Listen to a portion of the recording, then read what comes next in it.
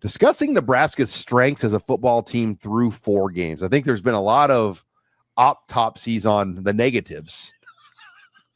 Autopsies. How did I say it? I like you used the word autopsy, though. Yeah, we've done some autopsies. I just want to say there are some things that are going very well for Nebraska, and I think you would agree. For one, they're pretty clean, right? Penalties have been really low. Yeah. Turnovers. Fumbles. The only turnover has been Emmett Johnson's fumble, really, and then and Dylan's pick. And that's it. Right. Emmett's fumble didn't even bother me. Emmett fumbling in that situation, you can't. I get it. Dana Holgerson said you can't. But he's not loose with the ball. He's not irresponsible. He's about as tough as it gets. The defender made a good play. So there's a lot going on that's good. Their number 15 is playing at a super high level, Sean. I mean, Dylan's playing at times remarkably high level. And against Michigan, he's the guy that kept that offense upright because everything else was going pretty poorly, right? Yeah, Dylan and his arm and his ability to do things off script. When Michigan broke down the pocket, he's off script at that point. Yeah, he moves up in the pocket good. He can roll out. He can get you out of. Come on, man. Do I have to sell this? He did it. He did it right in front of our eyes. He got them out of trouble repeatedly against Michigan. The receivers have been good too. Oh yeah. I think you'd have to go back to the groups that had multiple NFL players that were this good. I mean, that Jordan Westerkamp group was really good, obviously, with Alonzo Moore, Brandon Riley, and Nunwa was in that era, and Kenny Bell. That era, yeah. That era of receivers were really good. But I do think there's 3 or 4 players in this group right now that are every bit as good as any of the previous players that were pros at receiver. Yeah. I need to see a little more, but generally speaking, yes, they're good. It's a good group, and Lyndon Myers played fine. Special teams of Sean, we do this thing and we do autopsies, and special teams. We did a lot of autopsies, kind of grisly autopsies with a yellow tape and blood on the pavement last year. Not this year on specials. Specials got cleaned up, right? Looks pretty good. Looks pretty good. Yeah, the punting has been outstanding. The field goal kicking has been really good. I mean, he's missed one last week. But the strike, he's getting a good strike.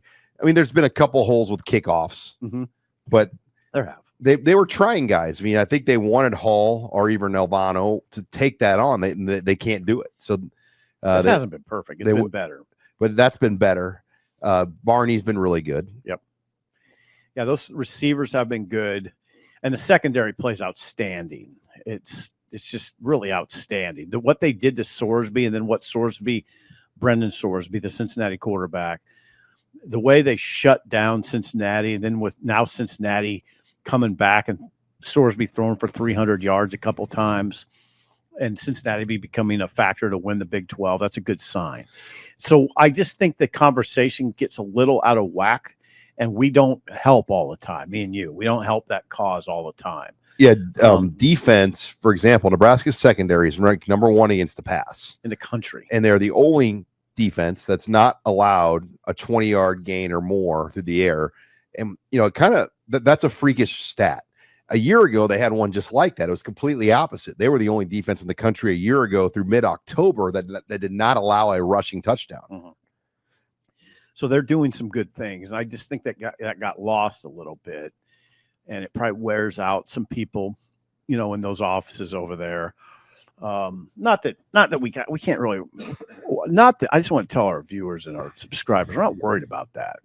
We have to say what we say, but I do think there's balance. You have to strike some level of balance in the conversation, and I think it's gotten a little out of whack to the other side. Yeah, I don't think we've ever seen the scale tipped this drastically with pass and run.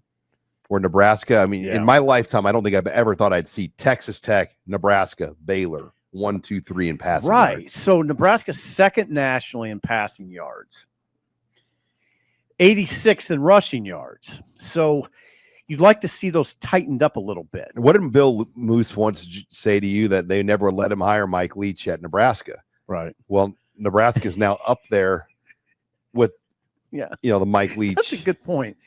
I didn't think of it that way, but Holgerson, Dana, is sort of a Mike Leach type, right? Worked for Leach. My take on that is that you could win at Nebraska at a high level with a Mike Leach type offense. Not that's what Dana Holgerson's doing. I want to make that clear. I don't think that's what he's doing. You can win at a high level, but there's a ceiling. I just don't know if you could win a championship. I don't see how you could do it. Yeah, when Leach would face off against, like, I think they played Ole Miss in the Cotton Bowl one year, and that was a good Texas Tech team, and they just got locked Leach up. never won a championship. No. They had that team with Crabtree that was really good. But didn't win a championship. But they didn't even win their bowl game, if I remember right. I don't know about that, but listen, we're not suggesting that that's what Nebraska's trying to do, but we are pointing out statistically they are number 2 nationally in passing and number 86 in rushing, and you'd like to see a little more balance. So let's just see what it looks like going forward. Yeah, that 2008 Texas Tech team is the one I was referring to, and they beat Texas, number 1 ranked Texas that year. Then they lost to Oklahoma. Then they beat Baylor, but they did not make the Big 12 title game, even with just 1 loss, because the South and North. Then in the bowl game, they played Ole Miss and got beat 47-34.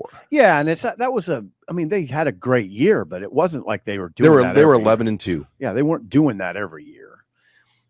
And again, I don't want to go down that rabbit hole too far because it suggests that we think that Nebraska's running an air raid. They've been very clear over there. They're not running an air raid offense. They're running the corn raid. They're not running the corn raid either. Speaking of my allergies have kicked out. All the corn we were out in Fremont and Beatrice. God, the harvest season just kills my allergies. Get some Zyrtec D. All right. Well, let's call me in the morning.